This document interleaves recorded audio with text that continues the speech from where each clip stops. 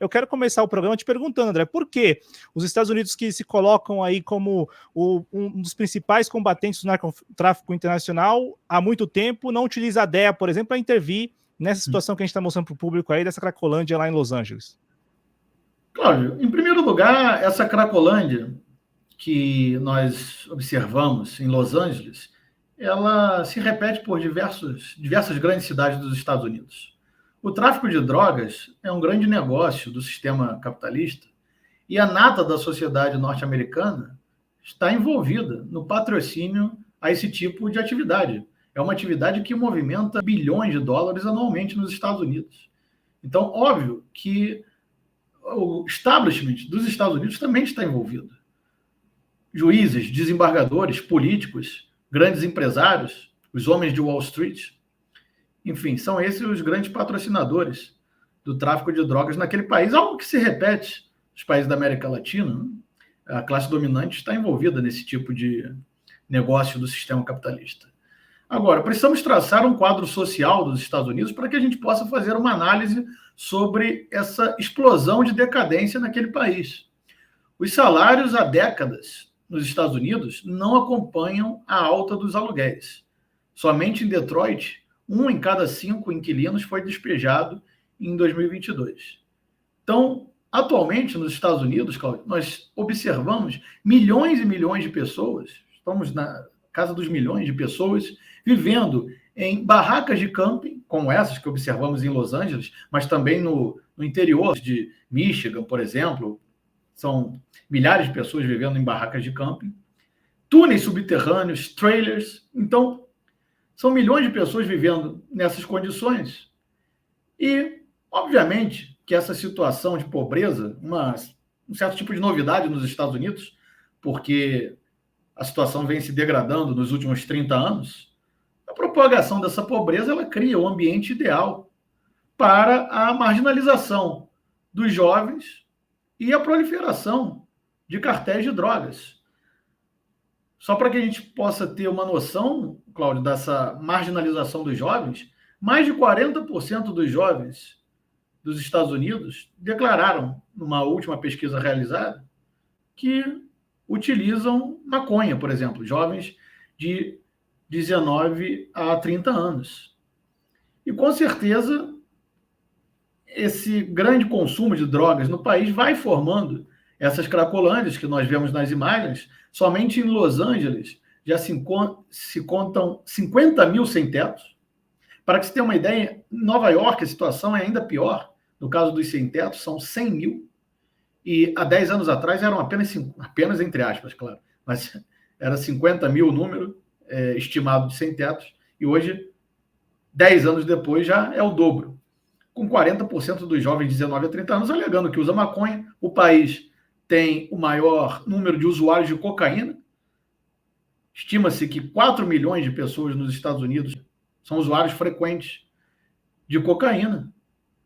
E além de outras drogas consideradas pesadas, como a heroína e a metanfetamina. Então, realmente, Cláudio, é uma situação de decadência, onde o próprio Centro de Controle de Doenças dos Estados Unidos, o CDC, em um estudo declarou que nos 12 meses de abril de 2020 a abril de 2021, foram constatadas 100 mil mortes por uso de fentanil, que é uma droga sintética. E esse tipo de droga, o fentanil, já é o maior responsável por mortes nos Estados Unidos de pessoas até 50 anos de idade. Então, uma verdadeira devastação. Os Estados Unidos, hoje, as estatísticas indicam 150 mortes por dia por overdose ou envenenamento pelo uso de drogas sintéticas ou substâncias sintéticas. 150 mortes por dia são dados do Centro de Controle de Doenças dos Estados Unidos. E nós observamos muita gente nas redes sociais dizendo não, isso é culpa dos democratas, porque essas cidades são governadas por democratas.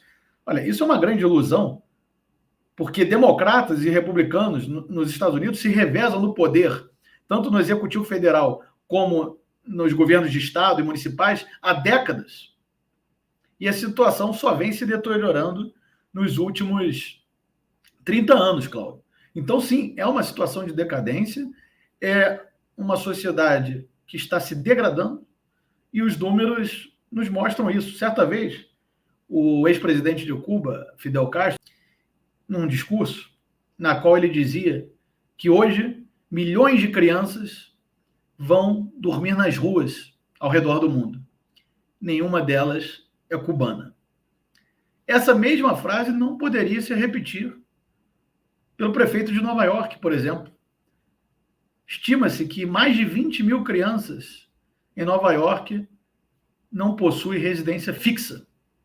Ou seja, vivem em famílias sem teto, sem residência fixa, porque as pessoas simplesmente, além do problema do aumento exponencial, explosão do uso de drogas nos Estados Unidos nas últimas décadas, as pessoas também já não conseguem pagar aluguéis, os seus salários já não são suficientes para pagar as contas públicas e os aluguéis, Cláudio. Então, realmente uma situação preocupante e degradante.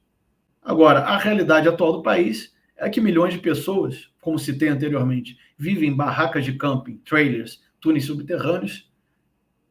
Outros milhares vivem dentro de seus próprios carros, não conseguem pagar aluguéis, mesmo tendo uma dupla jornada de trabalho, mesmo se matando de trabalhar naquele país. Nós citávamos aqui Hollywood, a Cracolândia. Esses dados, Cláudio, que nós estamos expondo aqui no programa, só nos demonstram que o antigo sonho americano se tornou um pesadelo. Hollywood era a fábrica de sonhos, não é mesmo, dos Estados Unidos, uma fábrica de sonhos estadunidense. Mas esse suposto sonho americano se tornou um pesadelo, porque hoje os Estados Unidos é o país que apresenta, dentre os países considerados desenvolvidos, a menor taxa de mobilidade social. Ou seja, se você nasceu pobre nos Estados Unidos, você vai continuar pobre, você vai morrer pobre, que é algo que nós sempre observamos nos países considerados subdesenvolvidos, na América Latina, na Ásia, na África. E os Estados Unidos é o país que, dentre os países desenvolvidos, possui não somente a pior taxa de mobilidade social, como em diversas outras questões sociais, diversos outros indicadores. Os Estados Unidos possuem os piores índices entre os países desenvolvidos, que são índices comparados aos países subdesenvolvidos. Para que você tenha uma ideia, segundo o Council on Foreign Relations, que é um think tank que muitas vezes estuda esses dados sociais nos Estados Unidos e divulga certas pesquisas, segundo esse instituto, que é um instituto norte-americano, 40 milhões de pessoas nos Estados Unidos, em 2023, estavam abaixo da linha da pobreza. Então, Cláudio, é realmente uma situação de decadência para um país que, durante décadas, foi considerada a maior potência do mundo, a maior potência industrial do mundo, e que teve a oportunidade de explorar, inclusive, outros países. Suas multinacionais estavam instaladas pelo mundo, explorando mão de obra barata pela América Latina, pela África, pela Ásia, inclusive ditando regras na política desses países, praticando imperialismo, derrubando e empossando governos, financiando golpes militares ao redor do mundo e praticando intervenção direta armada. Até muito pouco tempo atrás, os Estados Unidos era considerado uma nação com poder de policiar o mundo. Talvez hoje nós estejamos assistindo o ocaso do Império Norte-Americano.